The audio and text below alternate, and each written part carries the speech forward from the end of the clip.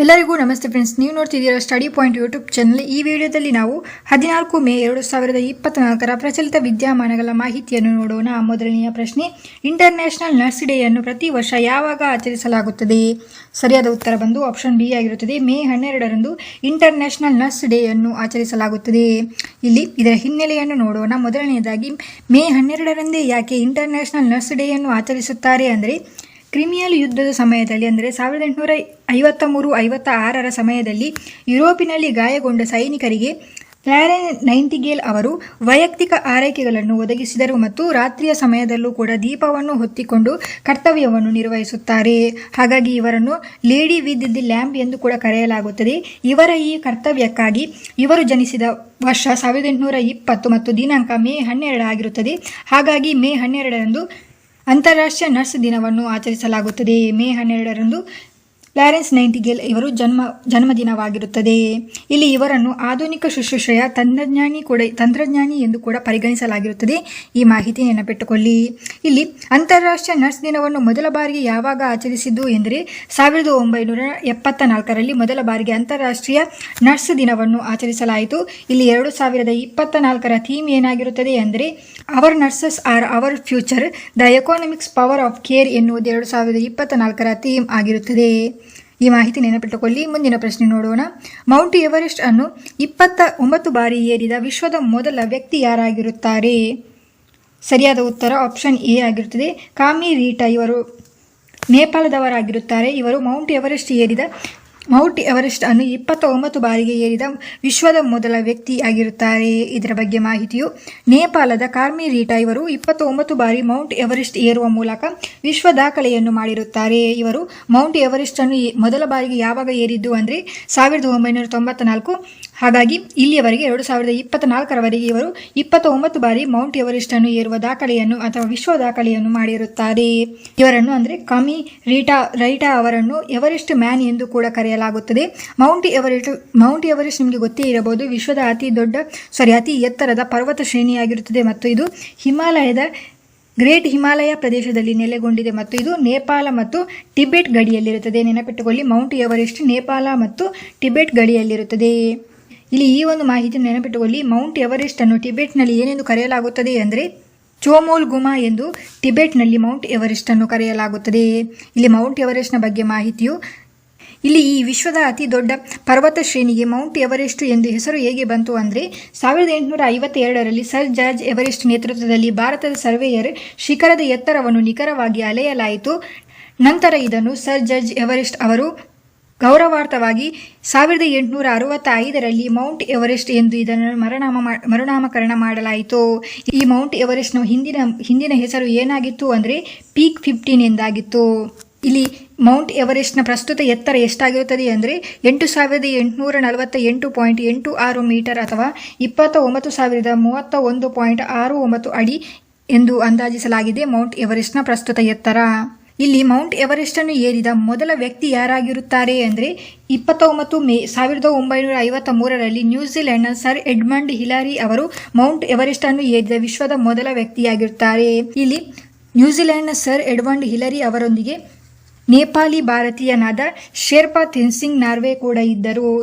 Sir Edmund ಹಿಲಾರಿ ಅವರು ಪುರುಷರಲ್ಲಿ ಮೊದಲ ಬಾರಿಗೆ ಮೌಂಟ್ ಎವರೆಸ್ಟ್ ಅನ್ನು ತಲುಪಿದವರಾಗಿರುತ್ತಾರೆ. ಆದರೆ ಮಹಿಳೆಯರಲ್ಲಿ ಯಾರು ಆಗಿರುತ್ತಾರೆ ಅಂದರೆ ಜಪಾನ್ನ ಜುಂಕೋ ತಬೆ ಆಗಿರುತ್ತಾರೆ. ಇವರು 1975ರಲ್ಲಿ ಮೌಂಟ್ ಎವರೆಸ್ಟ್ ಅನ್ನು ಏರಿದರು. ಹಾಗೆಯೇ ಭಾರತೀಯ ಮಹಿಳೆ ಯಾರಾಗಿರುತ್ತಾರೆ ಅಂದರೆ, ಮೊದಲ ಬಾರಿಗೆ ಮೌಂಟ್ ಎವರೆಸ್ಟ್ ಅನ್ನು ಏರಿದವರು ಬಚೇಂದ್ರಿ ಪಾಲ್ ಆಗಿರುತ್ತಾರೆ. ಇವರು 1984ರಲ್ಲಿ ಮೌಂಟ್ ಎವರೆಸ್ಟ್ ಅನ್ನು ಏರಿದ ಸಾಧನೆಯನ್ನು ಮಾಡಿದರು. ಇವರು ಭಾರತ ದೇಶದ ಮೊದಲ ಮಹಿಳೆ ಆಗಿರ್ತಾರೆ ಮೌಂಟ್ ಎವರೆಸ್ಟ್ ಅನ್ನು ಏರಿದ್ದು. ಈ ಮಾಹಿತಿ ನೆನಪಿಟ್ಟುಕೊಳ್ಳಿ. ಮುಂದಿನ ಪ್ರಶ್ನೆ ನೋಡೋಣ. ಅದಕ್ಕಿಂತ ಮುಂಚೆ ಇಲ್ಲಿ ಡೈಲಿ ಕರೆಂಟ್ ಅಫೇರ್ಸ್ಗಳ PDF ಅನ್ನು ಡೌನ್ಲೋಡ್ ಮಾಡಲು ನಮ್ಮ ಟೆಲಿಗ್ರಾಮ್ ಚಾನಲ್ ಅನ್ನು ಜಾಯ್ನ್ ಆಗಿ. ಟೆಲಿಗ್ರಾಮ್ ಚಾನಲ್ ಲಿಂಕ್ ಅನ್ನು ಈ ವಿಡಿಯೋದ ಡಿಸ್ಕ್ರಿಪ್ಷನ್ನಲ್ಲಿ ನೀಡಲಾಗಿರುತ್ತದೆ. ಮುಂದಿನ ಪ್ರಶ್ನೆ ಗಮನಿಸಿ. ಇತ್ತೀಚೆಗೆ ಈಶಾನ್ಯ ಭಾರತದ ಮೊದಲ ಮಹಿಳಾ DGP ಆಗಿ ಯಾರು ನೇಮಕಗೊಂಡಿದ್ದಾರೆ? ಸರಿಯಾದ ಉತ್ತರ ಆಪ್ಷನ್ ಡಿ ಆಗಿರುತ್ತದೆ. ಇಡಾಶೀನಾ ನೂಂಗ್ರಾಮ್ ಅವರನ್ನು ಈಶಾನ್ಯ ಭಾರತದ ಮೊದಲ ಮಹಿಳಾ DGP ಆಗಿ ನೇಮಿಸಲಾಗಿರುತ್ತದೆ. ಈ ಮಾಹಿತಿ ಇಂಪಾರ್ಟೆಂಟ್ ಆಗಿರುತ್ತದೆ, ನೆನಪಿಟ್ಟುಕೊಳ್ಳಿ. ಹಾಗೆಯೇ ಭಾರತದ ಮೊದಲ ಮಹಿಳಾ DGP ಯಾರಾಗಿರುತ್ತಾರೆ ಅಂದರೆ ಕಾಂಚನ ಚೌಧರಿ ಭಟ್ಟಾಚಾರ್ಯ ಇವರು ಭಾರತದ ಮೊದಲ ಮಹಿಳಾ DGP ಆಗಿರುತ್ತಾರೆ. ಇಲ್ಲಿ ಆಪ್ಷನ್ ಅಲ್ಲಿ ರಶ್ಮಿ ಶುಕ್ಲಾ ಇವರ ಮಾಹಿತಿ ನಿಮಗೆ ಗೊತ್ತೇ ಇರಬಹುದು. ರಶ್ಮಿ ಶುಕ್ಲಾ ಅವರು ಮಹಾರಾಷ್ಟ್ರದ ಮೊದಲ ಮಹಿಳಾ ಡಿಜಿಪಿ ಆಗಿರುತ್ತಾರೆ. ಹಾಗೆಯೇ ನೀನಾ ಸಿಂಗ್ ಅವರು CISFನ ಮೊದಲ ಮಹಿಳಾ ಮುಖ್ಯಸ್ಥೆಯಾಗಿರುತ್ತಾರೆ. ಯಾವುದರ CISFನ ಮೊದಲ ಮಹಿಳಾ ಮುಖ್ಯಸ್ಥೆಯಾಗಿರುತ್ತಾರೆ ನೀನಾ ಸಿಂಗ್ ಇವರು. ಈ ಮಾಹಿತಿಯನ್ನು ನೆನಪಿಟ್ಟುಕೊಳ್ಳಿ, ಇದು ಇಂಪಾರ್ಟೆಂಟ್ ಆದ ಮಾಹಿತಿಯಾಗಿರುತ್ತದೆ. ಮುಂದಿನ ಪ್ರಶ್ನೆ ನೋಡೋಣ. ಡ್ರೋನ್ ದೀದಿ ಯೋಜನೆಗಾಗಿ ಯಾವ ಕಂಪನಿ MSDE ಒಪ್ಪಂದಕ್ಕೆ ಸಹಿ ಹಾಕಿದೆ? ಸರಿಯಾದ ಉತ್ತರವು ಆಪ್ಷನ್ ಎ ಆಗಿರುತ್ತದೆ. ಮಹೇಂದ್ರ ಅಂಡ್ ಮಹೇಂದ್ರ ಲಿಮಿಟೆಡ್ ಸಂಸ್ಥೆಯು ಅಥವಾ ಕಂಪನಿಯು ಡ್ರೋನ್ ದೀದಿ ಯೋಜನೆಯ ಒಪ್ಪಂದಕ್ಕೆ ಸಹಿಯನ್ನು ಹಾಕಿರುತ್ತದೆ. ಇಲ್ಲಿ ಮೊದಲನೆಯದಾಗಿ ಇಲ್ಲಿ ಡ್ರೋನ್ ದೀದಿ ಯೋಜನೆ ಅಂದರೆ ಏನು ಅಂತ ನೋಡೋಣ. ಡ್ರೋನ್ ದೀದಿ ಯೋಜನೆ ಅಥವಾ ಕಾರ್ಯಕ್ರಮ ಇದು ಪ್ರಧಾನಮಂತ್ರಿ ನರೇಂದ್ರ ಮೋದಿ ಅವರು ಸಶಕ್ತ ನಾರಿ ವಿಕಸಿತ ಭಾರತ್ ಕಾರ್ಯಕ್ರಮದ ಅಡಿಯಲ್ಲಿ ಪ್ರಾರಂಭಿಸಿರುವ ಒಂದು ಯೋಜನೆಯಾಗಿರುತ್ತದೆ. ಹೆಸರು ನೆನಪಿಟ್ಟುಕೊಳ್ಳಿ, ನಮೋ ಡ್ರೋನ್ ದೀದಿ. ಇದನ್ನು 11 ಮಾರ್ಚ್ 2024 ಎಲ್ಲಿ ಸ್ಥಾಪಿಸಲಾಯಿತು ಅಂದರೆ ಎಲ್ಲಿ ಪ್ರಾರಂಭಿಸಲಾಯಿತು ಅಂದರೆ ನವದೆಹಲಿಯ ಪೂಸಾದಲ್ಲಿರುವ ಭಾರತೀಯ ಕೃಷಿ ಸಂಶೋಧನಾ ಸಂಸ್ಥೆಯಲ್ಲಿ ಇದನ್ನು ಪ್ರಾರಂಭಿಸಲಾಯಿತು. ಈ ಯೋಜನೆಯ ಅಡಿಯಲ್ಲಿ ಏನು ಮಾಡಲಾಗುತ್ತದೆ ಅಂದರೆ ಇದು ಬೆಲೆ ಮೇಲ್ವಿಚಾರಣೆ, ರಸಗೊಬ್ಬರಗಳನ್ನು ಸಿಂಪಡಿಸುವುದು ಮತ್ತು ಬೀಜಗಳನ್ನು ಬಿತ್ತುವುದು ಮುಂತಾದ ಕಾರ್ಯಗಳಲ್ಲಿ ಸಹಾಯ ಮಾಡಲು. ನೆನಪಿಟ್ಟುಕೊಳ್ಳಿ, 15,000 ಮಹಿಳಾ ನೇತೃತ್ವದ ಸ್ವಸಹಾಯ ಗುಂಪುಗಳು ಉಂಟಲ್ಲ, ಇವುಗಳಿಗೆ ಕೃಷಿ ಡ್ರೋನ್ಗಳೊಂದಿಗೆ ತರಬೇತಿ ನೀಡಲು ಮತ್ತು ಸಜ್ಜುಗೊಳಿಸಲು ಸರ್ಕಾರದ ಗುರಿಯಾಗಿರುತ್ತದೆ ಈ ಡ್ರೋನ್ ದೀದಿ ಕಾರ್ಯಕ್ರಮದ ಅಡಿಯಲ್ಲಿ. ಇಲ್ಲಿ ಈ ಒಂದು ಕಾರ್ಯಕ್ರಮವನ್ನು ಮುನ್ನಡೆಸುವುದಕ್ಕಾಗಿ ಕೇಂದ್ರ ಕೌಶಲ್ಯ ಅಭಿವೃದ್ಧಿ ಮತ್ತು ಉದ್ಯಮಶೀಲತೆಯ ಸಚಿವಾಲಯ MSDE ನೋಯ್ಡಾ ಮತ್ತು ಹೈದರಾಬಾದ್ನಲ್ಲಿ ಡ್ರೋನ್ ದೀದಿ ಯೋಜನೆಯ ಅಡಿಯಲ್ಲಿ 2 ಪ್ರಾಯೋಗಿಕ ಯೋಜನೆಗಳನ್ನು ನಡೆಸಲು ಮಹೇಂದ್ರ ಮತ್ತು ಮಹೇಂದ್ರ ಲಿಮಿಟೆಡ್ನೊಂದಿಗೆ ತಿಳುವಳಿಕೆಯ ಒಪ್ಪಂದಕ್ಕೆ ಸಹಿಯನ್ನು ಹಾಕಲಾಯಿತು. ಇಲ್ಲಿ ನೆನಪಿಟ್ಟುಕೊಳ್ಳಿ, ಇದು ಯಾವ ಕ್ಷೇತ್ರಕ್ಕೆ ಬರುತ್ತದೆ ಅಂದರೆ ನೋಯ್ಡಾ ಮತ್ತು ಹೈದರಾಬಾದ್ನಲ್ಲಿ ಡ್ರೋನ್ ದೀದಿ ಯೋಜನೆಯ ಅಡಿಯಲ್ಲಿ 2 ಪ್ರಾಯೋಗಿಕ ಯೋಜನೆಗಳನ್ನು ನಡೆಸಲು ಈ ಮಹೇಂದ್ರ ಮತ್ತು ಮಹೇಂದ್ರ ಲಿಮಿಟೆಡ್ ಸಂಸ್ಥೆಯು ತಿಳುವಳಿಕೆಯ ಒಪ್ಪಂದಕ್ಕೆ ಸಹಿ ಹಾಕಿರುತ್ತದೆ. ಯಾರೊಂದಿಗೆ? ಕೇಂದ್ರ ಕೌಶಲ್ಯ ಅಭಿವೃದ್ಧಿ ಮತ್ತು ಉದ್ಯಮಶೀಲತೆ ಸಚಿವಾಲಯದೊಂದಿಗೆ.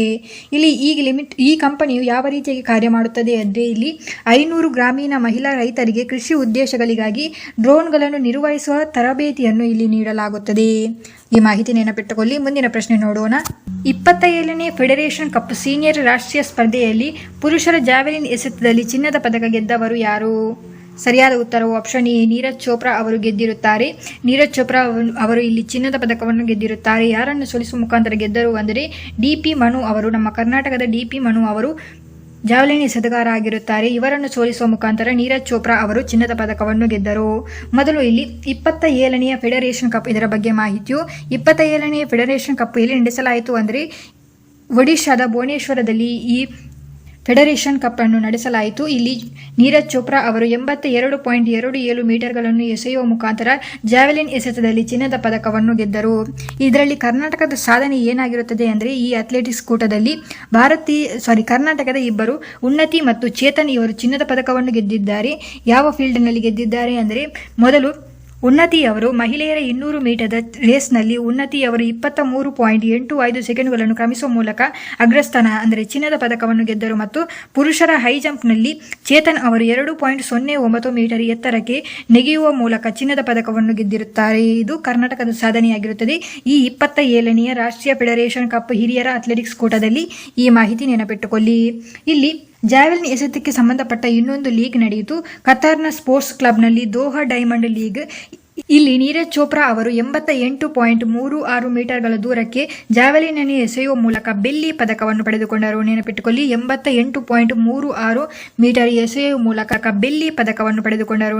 ಇಲ್ಲಿ ಚಿನ್ನದ ಪದಕವನ್ನು ಯಾರು ಪಡೆದುಕೊಂಡರು ಅಂದರೆ ಜಾಕೋಬ್ ವೆಲ್ಡೆಚ್ ಅವರು ಚೆಕ್ ರಿಪಬ್ಲಿಕ್ ದೇಶದ ಆಟಗಾರ ಆಗಿರುತ್ತಾರೆ. ಇವರು ಚಿನ್ನದ ಪದಕವನ್ನು ಪಡೆದುಕೊಂಡರು. ಇವರು 88.38 ಮೀಟರ್ಗಳನ್ನು ಎಸೆಯುವ ಮೂಲಕ ಚಿನ್ನದ ಪದಕವನ್ನು ಪಡೆದುಕೊಂಡರು. ಇಲ್ಲಿ 0.2 ಸೆಂಟಿಮೀಟರ್ ಅಷ್ಟೇ ಗ್ಯಾಪ್ ಇದ್ದಿದ್ದು ನೀರಜ್ ಚೋಪ್ರಾ ಅವರು ಚಿನ್ನದ ಪದಕವನ್ನು ಗೆಲ್ಲುವುದಕ್ಕಾಗಿ. ಹಾಗೆ ನಿಮಗೆ ನೀರಜ್ ಚೋಪ್ರಾ ಅವರ ಸಾಧನೆ ಗೊತ್ತೇ ಇರಬಹುದು. ನೀರಜ್ ಚೋಪ್ರಾ ಅವರು ಟೋಕಿಯೋ ಒಲಿಂಪಿಕ್ಸ್ನಲ್ಲಿ 87.58 ಮೀಟರ್ ಜಾವೆಲಿನ್ ಅನ್ನು ಎಸೆಯುವ ಮೂಲಕ ಚಿನ್ನದ ಪದಕ ಗೆದ್ದ ಮೊದಲ ಟ್ರ್ಯಾಕ್ ಅಂಡ್ ಫೀಲ್ಡ್ ಅಥ್ಲೆಟ್ ಆಗಿ ಹೊರಹೊಮ್ಮಿರುತ್ತಾರೆ. ಈ ಮಾಹಿತಿ ಇಂಪಾರ್ಟೆಂಟ್ ಆಗಿರುತ್ತದೆ, ನೆನಪಿಟ್ಟುಕೊಳ್ಳಿ. ಮುಂದಿನ ಪ್ರಶ್ನೆ ಗಮನಿಸೋಣ. ಚಾಬಹಾರ್ ಬಂದರು ನಿರ್ವಹಣೆಗೆ ಇರಾನ್ ದೇಶವು ಯಾವ ದೇಶದೊಂದಿಗೆ ಸಹಿ ಹಾಕಿರುತ್ತದೆ? ಸರಿಯಾದ ಉತ್ತರವು ಆಪ್ಷನ್ ಸಿ ಆಗಿರುತ್ತದೆ, ಭಾರತ. ಚಾಬಹಾರ್ ಬಂದರು ನಿರ್ವಹಣೆಗಾಗಿ ಇರಾನ್ ದೇಶ ಭಾರತದೊಂದಿಗೆ ಸಹಿಯನ್ನು ಹಾಕಿರುತ್ತದೆ.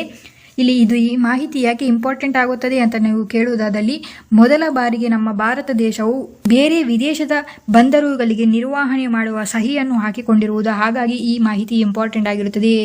ಚಾಬಹಾರ್ ಬಂದರು ನಿರ್ವಹಣೆಯನ್ನು 10 ವರ್ಷಗಳವರೆಗೆ ಮಾಡುತ್ತದೆ ಎಂದು ಭಾರತವು ಸಹಿಯನ್ನು ಹಾಕಿರುತ್ತದೆ. ಇದರಿಂದಾಗಿ ಲಾಭ ಏನಾಗುತ್ತದೆ ಅಂದರೆ ಭಾರತ, ಇರಾನ್ ಮತ್ತು ಅಫ್ಘಾನಿಸ್ತಾನಗಳ ನಡುವಿನ ವ್ಯಾಪಾರ ವಹಿವಾಟುಗಳಿಗೆ ಪಾಕಿಸ್ತಾನದ ಸಂಪರ್ಕವಿಲ್ಲದೆ ವಹಿವಾಟುಗಳನ್ನು ಮಾಡಬಹುದಾಗಿರುತ್ತದೆ. ಈ ಮಾಹಿತಿ ನೆನಪಿಟ್ಟುಕೊಳ್ಳಿ, ಇಂಪಾರ್ಟೆಂಟ್ ಆಗಿರುತ್ತದೆ. ಮುಂದಿನ ಪ್ರಶ್ನೆಯನ್ನು ನೋಡೋಣ. 2023ನೇ ಸಾಲಿನ ಪ್ರತಿಷ್ಠಿತ ಸೂರ್ಯಮಿತ್ರ ಪ್ರಶಸ್ತಿಯನ್ನು ಯಾರಿಗೆ ನೀಡಲಾಗುತ್ತದೆ?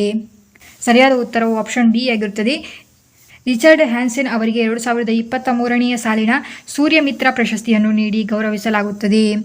ಇವರಿಗೆ ಈ ಪ್ರಶಸ್ತಿಯನ್ನು ಯಾಕೆ ನೀಡುತ್ತಾರೆ ಅಂತ ನೀವು ಕೇಳುವುದಾದಲ್ಲಿ, ಇವರು ಅಭಿವೃದ್ಧಿಶೀಲ ರಾಷ್ಟ್ರಗಳ ಗ್ರಾಮೀಣ ಪ್ರದೇಶಗಳಲ್ಲಿ ಸೌರ ವಿದ್ಯುತ್ ಸೌಲಭ್ಯವನ್ನು ಹೆಚ್ಚಿಸಲು ಆಧುನಿಕ ಫೋಟೋ ವೋಲ್ಟಾಯಿಕ್ PV ಎಂದು ಕರೆಯಲಾಗುತ್ತದೆ. ಈ ತಂತ್ರಜ್ಞಾನವನ್ನು ಮೈಕ್ರೋ ಫೈನಾನ್ಸ್ ಸಂಸ್ಥೆಗಳ ಮೂಲಕ ಬೆಸೆದು ಪ್ರಸರಿಸುವಲ್ಲಿ ಮಹತ್ವದ ಪಾತ್ರ ವಹಿಸುವುದಕ್ಕಾಗಿ ಇವರಿಗೆ ಈ ಪ್ರಶಸ್ತಿಯನ್ನು ನೀಡಲಾಗಿದೆ. ಯಾವ ಪ್ರಶಸ್ತಿ? ಸೂರ್ಯಮಿತ್ರ ಪ್ರಶಸ್ತಿ. ಈ ಪ್ರಶಸ್ತಿಯ ಬಗ್ಗೆ ಮಾಹಿತಿಯು, ಈ ಪ್ರಶಸ್ತಿ ಉಂಟಲ್ಲ, ಇದನ್ನು ಬೆಂಗಳೂರಿನ ಸಿಸ್ಕೋ ಸಂಸ್ಥೆಯು ನೀಡುತ್ತದೆ. 2023ರಲ್ಲಿ ಈ ಪ್ರಶಸ್ತಿಯನ್ನು ಅಮೆರಿಕದ ರಿಚರ್ಡ್ ಹ್ಯಾನ್ಸನ್ ಅವರು ಪಡೆದುಕೊಳ್ಳುತ್ತಾರೆ. ಈ ಮಾಹಿತಿ ನೆನಪಿಟ್ಟುಕೊಳ್ಳಿ. ಮುಂದಿನ ಪ್ರಶ್ನೆ, UNESCO's memory of the world Asia Pacific regional register ಎನ್ನುವ ಚಕ್ರಕ್ಕೆ ಅಥವಾ ಬಿರುದಿಗೆ ಪಾತ್ರರಾದ ಭಾರತೀಯ ಸಂಸ್ಕೃತಿಯ ಪುಸ್ತಕಗಳು ಯಾವುದಾಗಿರುತ್ತದೆ? ಇದರ ಸರಿಯಾದ ಉತ್ತರವು ಮೇಲಿನ ಎಲ್ಲವೂ ಆಗಿರುತ್ತದೆ. ಅಂದರೆ ರಾಮಚರಿತಮಾನಸ್, ಪಂಚತಂತ್ರ ಮತ್ತು ಸಹೃದಯ ಲೋಕನ ಈ ಲೇಖನಗಳು UNESCO's memory of the world Asia Pacific regional ರಿಜಿಸ್ಟರ್ಗೆ ಮಂಗೋಲಿಯಾದ ರಾಜಧಾನಿಯಾದ ಉಲಾನ್ ಬಾಟರ್ನಲ್ಲಿ ಮೇ 7ರಿಂದ 8ರವರೆಗೆ ನಡೆದ ಏಷ್ಯಾ ಮತ್ತು ಪೆಸಿಫಿಕ್ಗಾಗಿ ವಿಶ್ವ ಸಮಿತಿಯ ಸ್ಮರಣೆಯ 10ನೇ ಸಾಮಾನ್ಯ ಸಭೆಯಲ್ಲಿ ಭಾರತದ ರಾಮಚರಿತಮಾನಸ್, ಪಂಚತಂತ್ರ ಮತ್ತು ಸಹೃದಯ ಲೋಕ ಲೇಖನವು ಏಷ್ಯಾ ಪೆಸಿಫಿಕ್ ಪ್ರದೇಶದ 20 ಅಂಶಗಳಲ್ಲಿ ಒಂದಾಗಿದೆ ಎಂದು ತಿಳಿಸಿದ್ದಾರೆ. ಇಲ್ಲಿ ರಾಮಚರಿತಮಾನಸ್ ಪುಸ್ತಕವನ್ನು ಬರೆದವರು ತುಳಸಿದಾಸ್ ಅವರಾಗಿರುತ್ತಾರೆ. ಪಂಚತಂತ್ರ ಪುಸ್ತಕವನ್ನು ಬರೆದವರು ವಿಷ್ಣು ಶರ್ಮಾ ಆಗಿರುತ್ತಾರೆ ಮತ್ತು ಆಚಾರ್ಯ ಆನಂದವರ್ಧನ್ ಅವರು ಸಹೃದಯ ಲೋಕ ಎನ್ನುವ ಪುಸ್ತಕವನ್ನು ಬರೆದಿರುತ್ತಾರೆ. ಇದು ಏಷ್ಯಾ ಪೆಸಿಫಿಕ್ ಪ್ರದೇಶದ 20 ಅಂಶಗಳಲ್ಲಿ ಒಂದಾಗಿರುತ್ತದೆ. ಅಂದರೆ 20 ಪುಸ್ತಕಗಳಲ್ಲಿ ಈ 3 ಪುಸ್ತಕಗಳು ಇರುತ್ತದೆ. ಇಲ್ಲಿ ಯುನೆಸ್ಕೋ ಬಗ್ಗೆ ಮಾಹಿತಿಯು, ಇದು ವಿಶ್ವಸಂಸ್ಥೆ, ಇದರ ಫುಲ್ ಫಾರ್ಮ್ ವಿಶ್ವಸಂಸ್ಥೆಯ ಶೈಕ್ಷಣಿಕ, ವೈಜ್ಞಾನಿಕ ಮತ್ತು ಸಾಂಸ್ಕೃತಿಕ ಸಂಸ್ಥೆ ಇದಾಗಿರುತ್ತದೆ. ಇದನ್ನು 16 ನವೆಂಬರ್ 1945ರಂದು ಪ್ರಾರಂಭಿಸಲಾಯಿತು ಅಥವಾ ಸ್ಥಾಪಿಸಲಾಯಿತು. ಪ್ರಧಾನ ಕಚೇರಿ ಪ್ಯಾರಿಸ್, ಫ್ರಾನ್ಸ್ನಲ್ಲಿದೆ ಮತ್ತು ಡೈರೆಕ್ಟರ್ ಜನರಲ್ ಯಾರಾಗಿರುತ್ತಾರೆ ಅಂದರೆ ಆಂಡ್ರೆ ಅಜೌಲೆ ಆಗಿರುತ್ತಾರೆ. ಇವರು ಫ್ರಾನ್ಸ್ನವರಾಗಿರುತ್ತಾರೆ. ಇದರ ಸದಸ್ಯ ರಾಷ್ಟ್ರಗಳು ಯಾವುದೆಂದರೆ 195 ಸದಸ್ಯರು ಮತ್ತು 8 ಅಸೋಸಿಯೇಟ್ ಸದಸ್ಯರು ಹೊಂದಿರುತ್ತಾರೆ. ಇದು ಇವತ್ತಿನ ಪ್ರಚಲಿತ ವಿದ್ಯಮಾನವಾಗಿತ್ತು. Thank you.